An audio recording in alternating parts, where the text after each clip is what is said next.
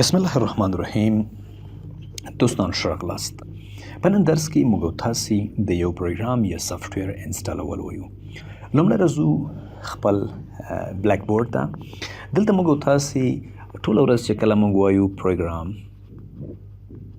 یا موږ تاسې وایو چې سافټویر، ملګرو سافټویر یا پروګرام چې وي دا په حقیقت کې د هدایات یا انسټرکشنز چې موږ تاسې ورته وایو انسټرکشنز د دې مجموعه وي. یعنی کله چې یو کوم نفر ډیولپر چې ورته ویل کیږي یا پروګرامر چې ورته ویل کیږي، پروګرامر اپلیکیشن جوړوي یا پروګرام جوړوي یا یو سافټویر جوړوي. د سافټویر په داخل کې دوی څه لیکي؟ کوډ لیکي. چې دا بیا موږ تاسې په ایډوانس ته چې کله موږ تاسې ورسېدلو یعنې ډېر څه مو زده کړل، بیا موږ تاسې کمپیوټر بخش کې ډېر مخته لاړو، کوډز بیا موږ تاسې وایو، په دې باندې ځان پوه کوو. کوډ لیکي، دوی دا پروګرام جوړ کړي. دا کوډز دوی ټول راجمع کوي د یو فایل په شکل باندې، ورته موږ تاسې نارمل سیټ اپ په ډول باندې په وینډوز کې وینو. په هغې باندې موږ تاسې ډبل کلیک کوو.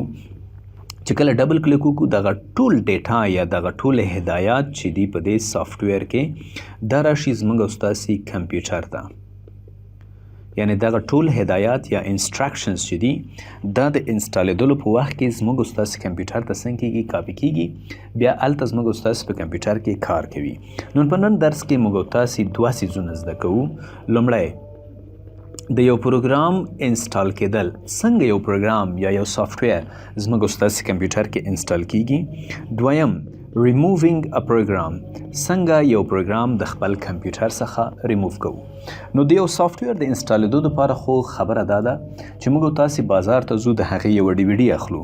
فرضاً ورډ، ایکسل یا مایکروسافټ آفیس پروګرامونه یا هر سافټویر چې تاسو کله بازار ته ورځئ د هغې ډي وي ډي اخلئ، هغه خپل کمپیوټر کې اچوئ، په سیټ اپ باندې ډبل کلیک کوئ، هغه زموږ ستاسې کمپیوټر کې انسټالیږي.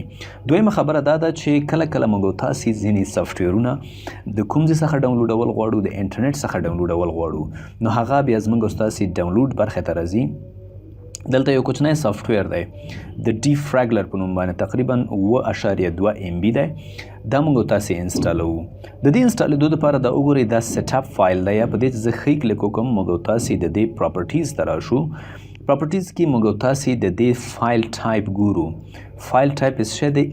EXZ لیکلی دی، یعنې ایکسټینشن یې څه شی دی؟ EXZ دی. EXZ د رنګ بدلوم زه .exe دی. .exe دې ته ویل کېږي ایگزیکیوټیبل، یا موږ تاسې ورته ایگزیکیوټیبل یا چلیدونکی فایل وایو. چلیدونکی په دې معنی چې دې فایل کې کومه ډیټا ده، کوم انسټرکشنز دي، هغه زموږ ستاسې کمپیوټر ته څنګه کوي؟ کاپي کولی شي. صحیح ده؟ یا دې ته موږ تاسې سیټ اپ فایل هم وایو. په دې باندې موږ تاسې ډبل کلیک کوو، ډبل کلیک، یا موږ تاسې ورباندې ښه کلیک کوو، ورته وایو اوپن. نو دا به څنګه شي؟ خلاص به شي، او د دې په داخل کې چې کوم انسټرکشنز دي یا ډیټا ده هغه به زموږ ستاسې کمپیوټر ته څنګه کېږي؟ کاپي کېږي. نو دلته یس چې کله موږ تاسې یس ووهو، وګوره 15 شل شپږ څلوېښت 50 دا څنګه کېږي؟ زموږ ستاسې کمپیوټر کې اوس انسټال کېږي. کوچنی پروګرام دی، ډېر زیات کم وخت نیسي، په همدې خاطر ما د دې پریکټس دپاره دا پروګرام انتخاب کړ چې ډېر په اسانۍ باندې انسټال شي زموږ ستاسې کمپیوټر کې، تر څو موږ تاسې په عملي ډول باندې دا ولیدلی شو چې څنګه انسټال کېږي. زه ویو ته راځم، شو ډیسکټاپ آیکن، د هغې څخه مخکې دا صفحه موږ ته راځي، دا موږ تاسې انسټال بټن باندې کلیک کوو. په دې وخت کې انسټال باندې ځکه کلیک کوو چې دا پروګرام زموږ په کمپیوټر کې انسټال شي. نو اوس به دا پروګرام انشاءالله زموږ په کمپیوټر کې ډېر په تیزۍ سره انسټالیږي، او دا وګورئ دغه برخه به داسې پوره کېږي. یعنې په دې وخت کې هغه کوم انسټرکشنز چې مخکې ما په وایټ بورډ باندې یادونه وکړله، هغه انسټرکشنز زموږ ستاسې کمپیوټر ته څنګه کېږي؟ راځي. اوس تاسو وګورئ زموږ ډي فریګلر پروګرام انسټال شو.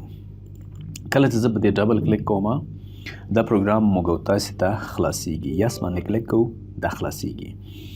نو یعنی دا اوس انسټال شو. هغه سیټ اپ باندې چې موږ تاسو ډبل کلیک کوو هغه دا پروګرامز ما په کمپیوټر کې انسټال کړ د استفادې وړ دی. صحیح شولا. اوس تاسو وګورئ بیرته دا څنګه ریموف کوو، یعنی د کمپیوټر څخه یې له منځه وړو. د دې لپاره به موږ تاسو راځو کنټرول پینل ته، رن ته راځو، کنټرول لیکو او اوکې. اوس موږ تاسو راځو په دې ځای کې پروګرامز اینډ فیچرز ته، دا برخه ته په دې باندې کلیک کوو. موږ تاسو ته دلته ټول هغه پروګرامونه چې زموږ او ستاسو په کمپیوټر کې انسټال دي هغه دلته راغله. د مثال په ډول دا نیم دی د هماغه پروګرام چې کوم پروګرام زموږ او ستاسو په کمپیوټر کې دا ټول انسټال دي، د نمونه دي. فرضاً کمپیوټر سټوډیو د ډیفراګلر چې موږ او تاسو اوس انسټال کړه دا دلته موجود دی، ګوګل کروم دا وګورئ، کوډیک همدارنګه مایکروسافټ ایج، دا ټول پروګرامونه دي چې زموږ او ستاسو کمپیوټر کې انسټال دي. دلته پبلشر دی د کومې کمپنۍ د خوا څخه جوړ شوي دي. د مثال په ډول اډوب ریډر چې دی دا د اډوب سیسټم انکارپوریټډ یا د اډوب سیسټم په واسطه جوړ شوی دی. کمپیوټر سټوډیو د ټیک سمیت کمپنۍ د خوا څخه جوړ شوی دی. پاکټ ریسر چې ما انسټال کړی دی، یادونه کوم د پاکټ ریسر که چیرې تاسو یاست یا ملګري وي هغوی د نیټورک شوقیان وي نو سی سی ان ای یو ټریننګ ما بهترین ټریننګ جوړ کړی دی، ټول زده کوونکي کولی شي هغه ترلاسه کړي. پاکټ ریسر کې هم ما یو ټریننګ ترتیب کړی، تاسو کولی شئ هغه ترلاسه کړئ. نو پاکټ ریسر د سیسکو کمپنۍ دی چې ما انسټال کړی، همداسې ډیفراګلر چې دی د پایریفورم کمپنۍ دی، ګوګل کروم چې دی د ګوګل کمپنۍ دی. دا ټول کمپنۍ دلته مخې ته ورته لیکل شوي دي. انسټالډ آن په کوم تاریخ باندې دا انسټال شوی. د مثال په ډول موږ تاسو ډیفراګلر د پایریفورم کمپنۍ دی او دا د 12 میاشتې په 6 تاریخ 2021 باندې څنګه شوی دی، انسټال شوی دی. اوس چې ما مخکې ور باندې کلیک وکړ خبر نه وم هغه بیرته څنګه شو اپډیټ شو. صحیح ده. دلته وګورئ څومره ځایونه یو پروګرام نیولي، لکه وګورئ کمپیوټر ټیک سمیت کمپنۍ په د 11 میاشتې په 20 تاریخ باندې انسټال شوی. 403 MB ځای دی په هارډ ډیسک کې نیولی دی. دې ځای کې د دوی ورژن وي. صحیح شوه. د ټول معلومات موږ د پروګرامز اینډ فیچر په واسطه باندې څنګه کولی شو لاسته راوړلی شو. بیرته غواړم ډیفراګلر ریموو کړم یا هر پروګرام چې تاسو ریموو کول غواړئ په دې به کلیک وکړئ، ښی کلیک او دلته به ورته وایي ان انسټال. بیا تاسو نه کمپیوټر پوښتنه کوي یس او د دې څخه وروسته به دا پروګرام ستاسو د کمپیوټر څخه بیرته ریموو کیږي. د ریموو کېدلو په وخت کې څه کیږي ملګرو؟ د ریموو کېدلو په وخت کې هغه کومه ډیټا چې د انسټالېدلو په وخت کې د پروګرام انسټال کړی وه، کاپي کړی وه زموږ کمپیوټر ته، هغه بیرته څنګه شو ریموو شو. دلته وګورئ کمپلیټډ کلوز. اوس تاسو وګورئ ډیفراګلر دلته نشته دی. هر پروګرام هم داسې کولی شئ. فرضاً مایکروسافټ ایج یا فرضاً مایکروسافټ آفیس ښی کلیک ور باندې وکړئ ان انسټال، دا به زموږ د کمپیوټر څخه ریموو شي.